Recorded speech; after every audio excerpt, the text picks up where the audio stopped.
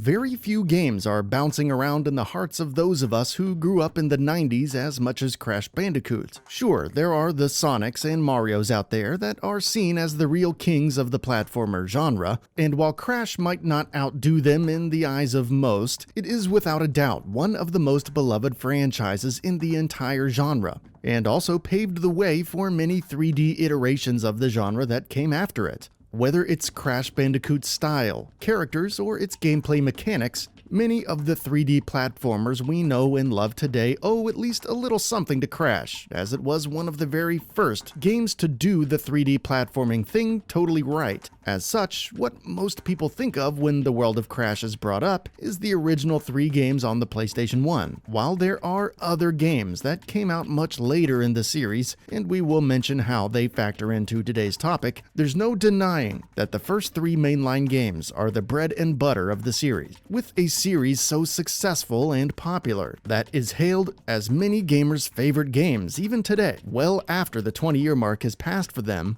we still haven't seen a 4th entry in the numbered series. There are plenty of theories that have been speculated on over the years as to why, but today we'll take a look at just what has happened to the Crash Bandicoot legacy and why the numbers stopped at 3. The original Crash Bandicoot was the real trailblazer of the series as well as the genre. Very few 3D platformers existed before it, and even fewer were very good. Naughty Dog pulled it off though, by nailing the controls, the sense of depth, and creating a fun, classic group of characters in Crash. His friends, Dr. Neo Cortex and his henchmen, the world of Crash was perfect for its time, and extremely digestible even today, as its linear style keeps the experience close and focused, so it avoids many of the issues that befall other 3D games of that era. The second game followed suit with tighter controls, more abilities, and a little more story that helped us get to know the characters a little better. The third game pushed even further in the same areas and introduced the most variety that the series had seen yet, by quite a margin,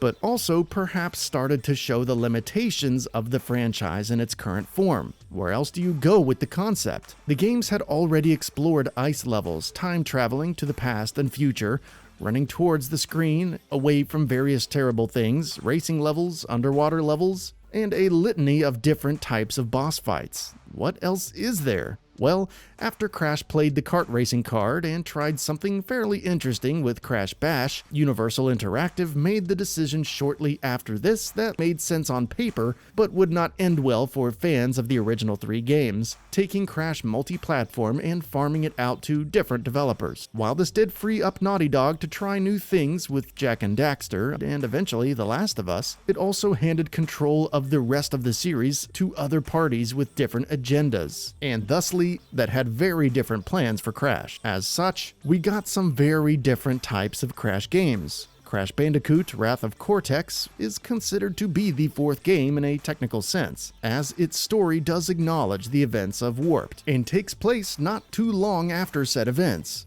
But the development was left up to Traveler's Tales and not Naughty Dog. Traveler's Tales certainly had some experience with developing games, but most of them were mediocre, to put it gently. Their portfolio before Crash includes the likes of Sonic R and Pugsy. You can argue for or against the merits of those titles, but it's fair to say that they certainly aren't on the level of the original 3 Crash games. That said, as far as Traveler's Tales games go, Wrath of Cortex could have been a lot worse.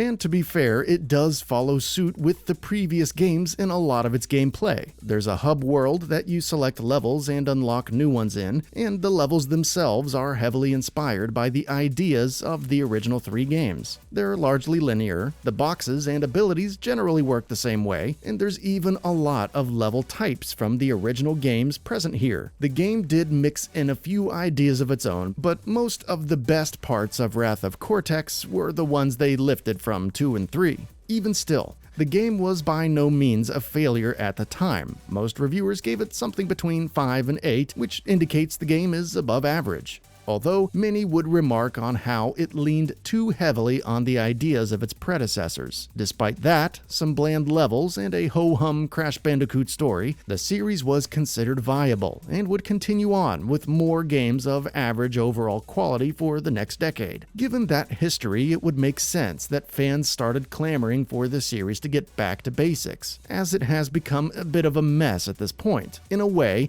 it ultimately sort of did. In true modern gaming fashion, the original 3 games, as well as the kart racing spin-off, have been remastered on just about every platform possible. This is why a brand new Crash Bandicoot 4 will probably never be a thing. The market has clearly spoken when it comes to Crash, and it is saying, in a nutshell, that it wants remade versions of old games, not new ones. Activision isn't going to make a game they don't think will sell gangbusters, especially when they know that slapping some new polygons on 20-year-old games will sell just as well as a new game, yet cost them a fraction of what a new game would to produce. Rumors of a remaster of Wrath of Cortex have been swirling as of late though, so perhaps that could, in essence, be a, quote, 4th game to coincide with Vicarious Visions' previous remastered collection of the original trilogy. But outside of that, if you're still waiting for a true brand new continuation of the Crash Bandicoot series, I wouldn't recommend holding your breath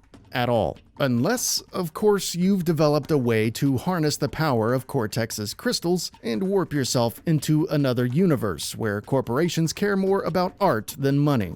In which case, take me with you.